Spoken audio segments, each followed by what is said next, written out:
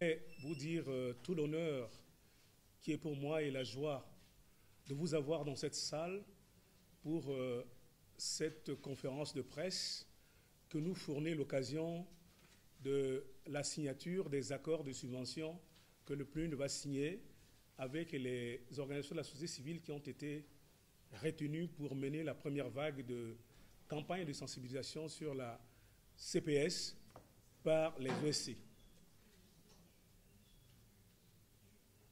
Je vais vous dire tout de suite qu'à l'issue d'un processus de sélection sur la base des critères objectifs détaillés dans les termes de référence de l'appel à proposition lancé au mois de mai dernier, 8 organisations de la société civile ont été retenues pour mener cette première vague de campagne de sensibilisation. Et à l'occasion de cette conférence de presse, cette petite cérémonie, 2 personnalités vont prendre la parole. Il s'agit dans un premier temps du représentant du PNUD.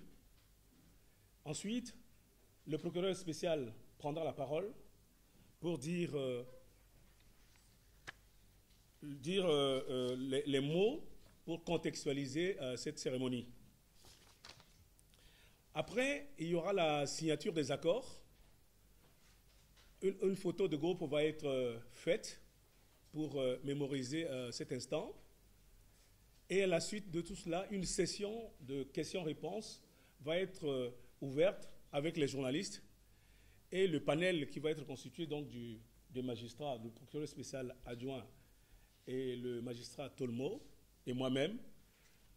Nous sommes à disposition pour répondre aux questions des journalistes tout à l'heure. Voilà un peu la quintessence de l'objet de cette conférence, de cette cérémonie. Mais il va falloir que je rappelle que pour avoir cette cérémonie, les 8 organisations de la société civile qui sont là ont dû répondre à un certain nombre de critères qui ont présidé donc à la sélection par un panel d'experts du PNUD, de la MINUSCA et du projet conjoint. Ces critères-là étaient déjà de soumettre un dossier avec des propositions techniques et financières, avoir pris part préalablement à la formation qui a été organisée sur la sensibilisation sur la CPS, avoir accepté la présence des juristes pendant les activités pour les accompagner et les conseiller tout le long du déroulement de la campagne, disposer d'une expérience confirmée dans la gestion administrative et financière, avoir une expérience de partenariat diversifiée avec les organisations internationales et également nationales, avoir une autorisation de fonctionnement, notamment une personnalité juridique légale, avoir une expertise avérée dans le domaine de la sensibilisation avec les groupes cibles mentionnés ci-dessus, notamment les femmes, les jeunes, les déplacés, les réfugiés, etc. Et avoir une excellente connaissance du terrain et maîtrise du contexte socio-économique et politique de la zone d'intervention. C'était tous ces critères-là qui ont amené les experts membres du panel à faire le choix sur les 19 candidatures qui ont été enregistrées à l'issue donc du délai de dépôt, de la clôture du délai de dépôt des propositions. 11 candidatures ont été enregistrées pour la zone de Bangui et 8 autres pour les zones de province. Et je veux vous dire, les 2 organisations qui ont été retenues pour la province, c'est la Coalition pour la Cour pénale spéciale, CCPS. Ensuite, le Centre catholique universitaire, le réseau des volontaires de la paix. Pour les provinces, il y a l'Association des femmes juristes de Centrafrique, AFJC. Il y a l'Action pour la formation des jeunes déscolarisés de Centrafrique, AFO-JDSK. Il y a le Cercle de la jeunesse islamique pour le développement, CERJICAD. Il y a la JICA, Jeunesse islamique centrafricaine. Il y a la SCDH, Ligue centrafricaine des droits de l'homme. Il y a l'Organisation des jeunes leaders pour le développement, l'OJLD. Voilà les 8 organisations retenues et réparties dans les 2 principales zones d'intervention, que sont les provinces, notamment 10 chefs-lieux de préfecture, Bamingui, Bangoran, Vakaga, Lubai, Sangambaire, Mambere Kadei, Ouam, Ombomu, que sais-je encore. Ça, c'est les préfectures qui ont été ciblées. Il y a quelques préfectures, donc sur 16 préfectures, 10 préfectures accessibles sur le plan sécuritaire ont été retenues. En tout, 80 ateliers de sensibilisation vont être menés par ces 8 organisations, autant dans les provinces qu'au niveau de Bangui. Et nous souhaitons que ces organisations puissent, selon l'accord qu'ils vont signer très bientôt, et les engagements qu'ils ont pris dans leurs propositions, mener ces activités-là à terme et atteindre les objectifs et les résultats que nous avons tous convenus dans cet accord. Il y aura 2 juristes qui vont accompagner ces organisations.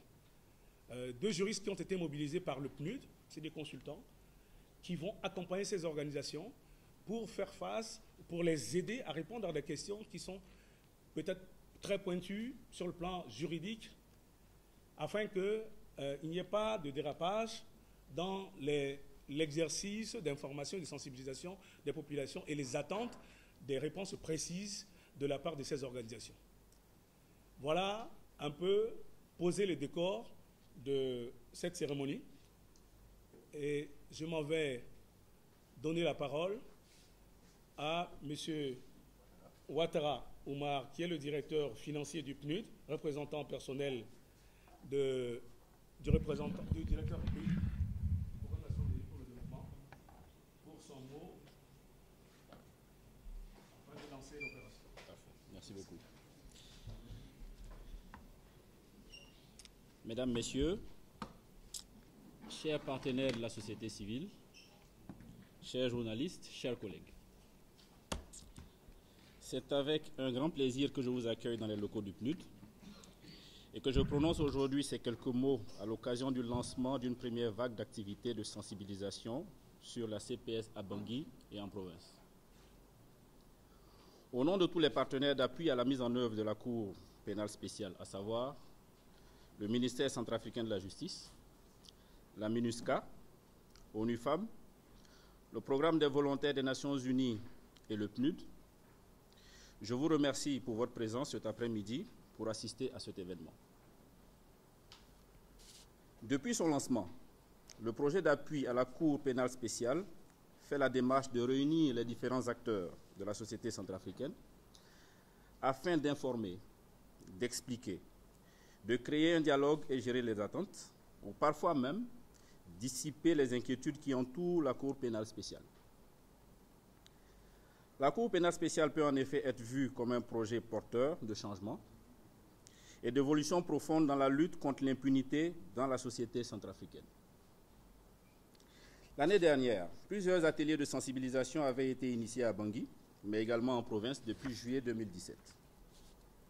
Ces derniers avaient permis à bon nombre de représentants des organisations de la société civile, des leaders communautaires ou religieux, de connaître davantage la CPS et de commencer à s'exprimer. L'objectif de ces ateliers était d'informer les Centrafricains de la mission, le fonctionnement, de la loi, de la compétence juridictionnelle et de la procédure judiciaire de la CPS. Cependant, au-delà de l'information et de la compréhension des différences entre les structures judiciaires nationales et la CPS, il nous est paru souhaitable de mettre en place un certain cadre de la façon dont les ateliers de sensibilisation se déroulent, mais également de former les leaders communautaires afin qu'ils deviennent de véritables relais auprès de la population. C'est dans cette volonté d'appropriation de la Cour par les Centrafricains eux-mêmes qu'une démarche de formation au rôle de sensibilisateur a été lancée en début d'année 2018 envers les organisations de la société civile, des organisations de femmes ou encore des organisations de jeunes, par exemple. Il apparaît que la société civile a un rôle capital à jouer et nous souhaitons passer à une nouvelle étape en l'impliquant davantage dans une démarche de plaidoyer et de transmission d'informations. C'est pourquoi nous lançons cette première vague de démultiplication des ateliers de sensibilisation avec ceux qui ont manifesté le désir d'accompagner la bonne compréhension du rôle de la CPS auprès de la population. Ce premier test sur le terrain avec quelques OSC dont nous avons formé les membres se fera avec l'appui de nos experts juristes, tels que monsieur le disait tout à l'heure, qui seront présents sur les activités et qui pourront répondre avec précision aux interrogations des populations sur le volet juridique.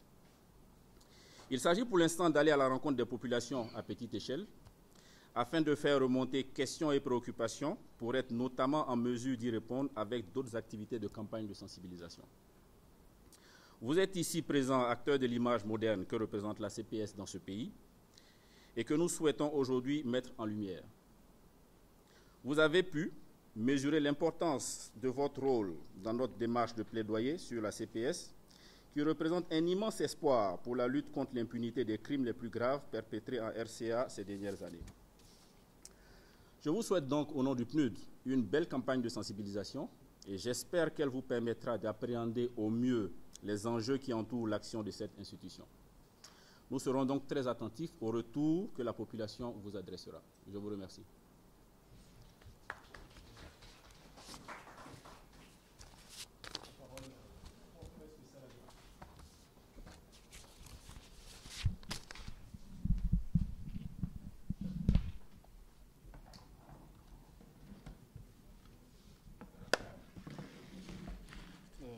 Je vous remercie, monsieur le porte-parole.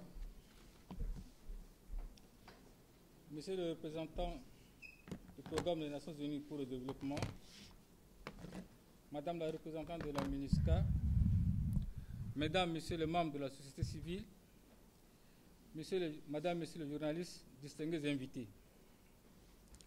C'est un réel plaisir pour moi de prendre la parole au nom de la Cour pénale spéciale, en absence de monsieur le procureur spécial empêché, pour exprimer notre soutien indéfectible pour vos très proches activités sur le terrain.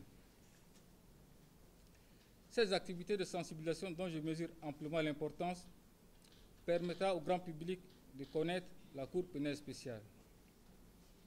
La Cour pénale spéciale, comme vous le savez, est une juridiction nationale créée par la loi numéro 15-003 du 3 juin 2015, chargée d'enquêter, d'instruire et de juger les violations les plus graves des droits humains et les violations du droit international humanitaire commises sur le territoire de la République centrafricaine depuis le 1er janvier 2003, notamment les crimes de génocide, les crimes contre l'humanité et les crimes de guerre. Cette Cour est l'émanation de la volonté du peuple exprimée lors du forum de Bangui de mai 2015. Elle est dans sa phase d'opérationnalisation progressive avec des avancées considérables et il nous appartient à nous tous d'expliquer à la population ce qui se fait, ce que la loi a prévu, comment la Cour fonctionne. Ce travail est d'autant plus sensible quand on sait les attentes de la population, meurtrie depuis plusieurs décennies de graves violations et qui attendent justice et réparation. Ce travail de sensibilisation aura le mérite de présenter la visibilité de la Cour, les actions qui sont menées jusque-là et les actions à venir. Pour cela, je vous exhorte à mettre à profit les acquis de la formation dont vous avez bénéficié et de faire preuve de professionnalisme. Vous devrez, à mon avis, informer la population, les préparer à comprendre, à collaborer et à accepter la Cour pénale spéciale. La Cour vous sait capable de réussir cette mission délicate et vous rassure de tout son soutien. Je vous remercie.